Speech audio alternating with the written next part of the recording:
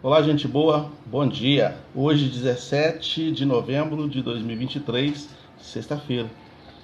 E é uma grande oportunidade para a gente também ler um pouco da palavra de Deus e depreender dessa palavra uma mensagem para o nosso coração, né?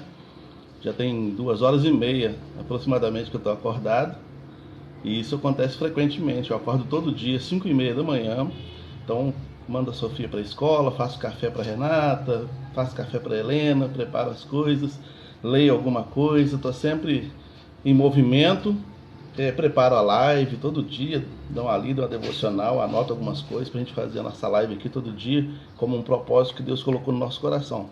E assim a gente vai, né? Tem dias que a essa hora, já teve uma data específica, que a essa hora, 8 da manhã, eu já tinha atendido 15 pessoas.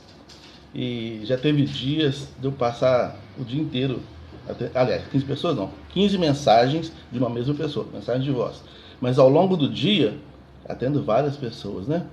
E então, há determinados momentos do dia que eu me permito dar uma descansada. Há determinados momentos do dia que eu dou uma cochilada de tarde, né? Atendo muita gente. Tem gente que fala assim, ser pastor é um pouco mais fácil, é só pregar. Quando você vai pregar um sermão de meia hora, se você for uma pessoa que quer passar conteúdo importante, quer ensinar a palavra, você precisa ler bastante coisa. Para falar meia hora, você lê a semana inteira, vários livros, escuta muita gente, anota muita coisa, apaga, escreve de novo, faz de novo.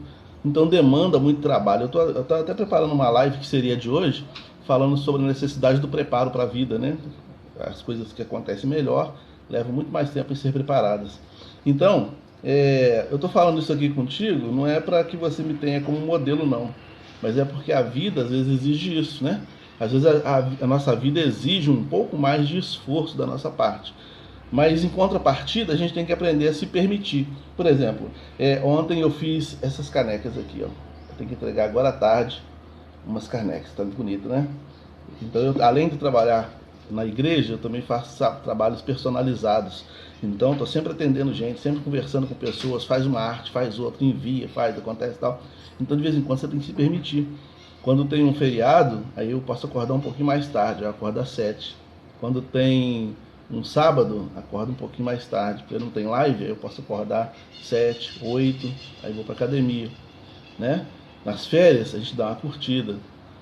A gente às vezes tem que se permitir. E eu quero ler um texto que fala sobre isso, porque a nossa conversa hoje é sobre esse assunto. Marcos capítulo 6, do versículo 30 ao 32, diz assim, ó. E os apóstolos ajuntaram-se a Jesus e contaram-lhe tudo quanto tinham feito e como tinham ensinado. E ele lhes disse, vinde vós aqui à parte, a um lugar deserto, e repousai um pouco.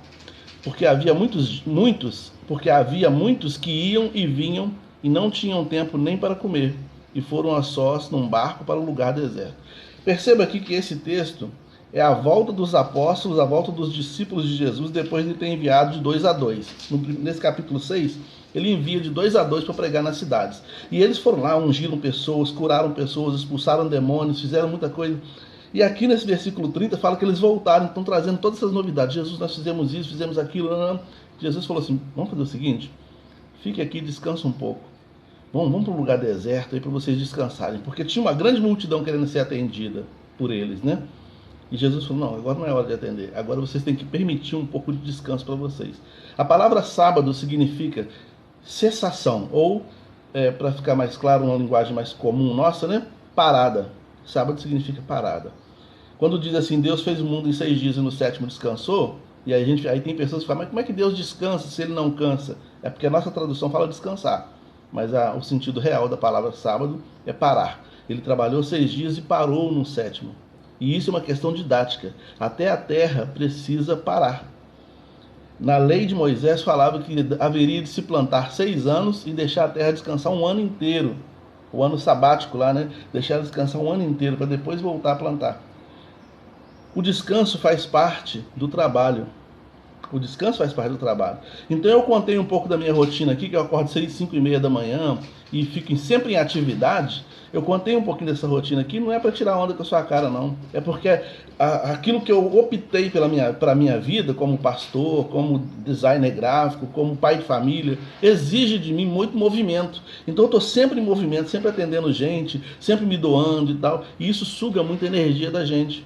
E a gente precisa dar um tempo para refazer nossa energia. Joyce Meyer, numa das suas pregações, ela falou uma frase assim: tem dias que a coisa mais espiritual que você vai fazer por você é uma boa alimentação e uma boa noite de sono. Não foi assim que Deus curou Elias? O profeta Elias desafiou os profetas de Baal, aqueles profetas de aluguel lá da rainha, né? E ele então venceu aqueles profetas todos. A exaustão emocional, o desgaste emocional do Elias foi tão profundo que ele entrou em depressão. E ele pediu a morte, ele queria morrer de qualquer jeito. Como que Deus curou Elias desse momento de exaustão? Desse borderline não, a palavra de ordem hoje aí, que eu esqueci agora qual que é. Mas como que Deus curou Elias desse momento tão profundo de depressão que ele estava vivendo? Deixando ele dormir bastante e deu comida para ele. A Bíblia diz que os corvos traziam pão com carne para ele. Então ele se alimentava e dormia. A Bíblia diz que ele dormiu. Aí o anjo acordou, deu comida e ele dormiu de novo. Depois disso, Elias estava revigorado. Entende? Uma pessoa cansada faz muita besteira. Uma pessoa cansada dá má resposta nos outros. Reparou isso? Quando você está cansado, você está estressado, como é que você dá mal resposta nas pessoas? As pessoas não têm nada com isso, mas você dá mal resposta nas pessoas. Quando você está cansado, você toma decisões erradas. Né? Você quer fazer uma coisa, vou fazer isso mesmo, aí você toma a decisão errada. Quando a gente está cansado, quando a gente está exausto, a gente faz as piores coisas. Então Jesus falou: descansa um pouco aqui, né? Fique em paz aqui um pouquinho no cantinho. Então permita-se descansar, permita-se desacelerar, né? Permita-se desacelerar um pouco. E mais do que isso, vou mais além, permita-se chorar quando necessário for. Por que a gente tem que ter essa mania de achar que a gente é forte, hein? Por que a gente tem que respirar esse ar, o ar dessa sociedade moderna que fala que a gente tem que estar sempre bem, sempre vitorioso, sempre disputando? Por que a gente às vezes não tem... por que a gente às vezes não para chorar? Né? Às vezes precisa parar, chorar, às vezes precisa assumir erros mesmo, admitir erros mesmo, às vezes a gente precisa falar não. A gente tem que se permitir a ser um pouco mais humano conosco mesmo. Às vezes eu vejo na academia lá o pessoal puxando peso. Puxa cada peso, enquanto eu estou puxando 5 quilos, 10 quilos, tem gente puxando 50, 60, e o cara está urrando puxando isso. Por que a gente precisa fazer isso? Por que a gente tem que exigir tanto do nosso corpo assim, né? Deixa eu te falar uma coisa, chega uma hora que a cabeça não aguenta não.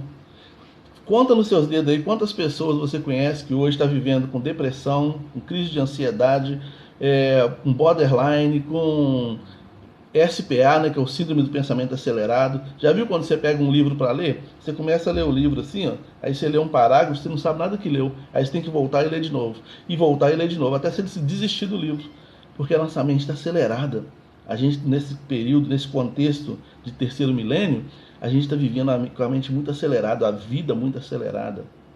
Como é que você acha que você vai chegar aos 70 anos assim? Fala, pensa aí. Se você ainda não chegou, eu sei que tem pessoas aí que já tem 70 e estão chegando bem, graças a Deus. Mas a nossa geração, do meados dos anos 90 para cá, como é que você acha que você vai chegar aos anos 90 se agora com 30, 40, 45, você já está todo estressado, todo ansioso assim?